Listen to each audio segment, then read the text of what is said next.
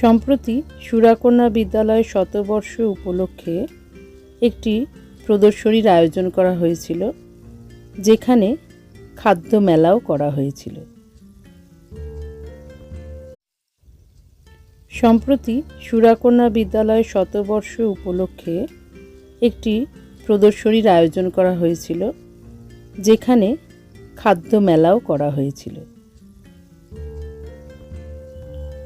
বলা বাহুল্য, এই সমস্ত খাবার কিন্তু মেয়েদের নিজেদের হাতেই তৈরি। এটা নিউট্রিশনের মেয়েরা তৈরি করেছেন।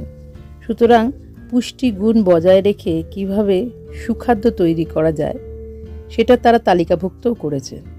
অসাধারণ সব খাবার দাবার, দেখলেই জিভে জল আসবে।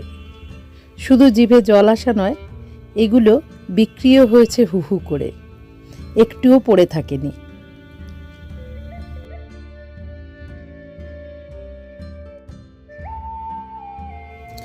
নোনতা খাবারের পর মিষ্টি মুখ হিসেবে পিঠে পুলি, কিছুই বাকি থাকেনি। অসাধারণ স্বাদ হয়েছে।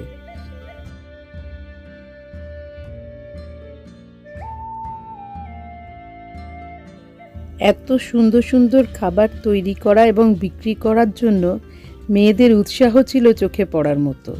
দেখুন কি আনন্দ পেয়েছে ওরা এগুলো নিজে হাতে তৈরি এবং সেল করতে পেরে। সবশেষে কফিও ছিল কিন্তু।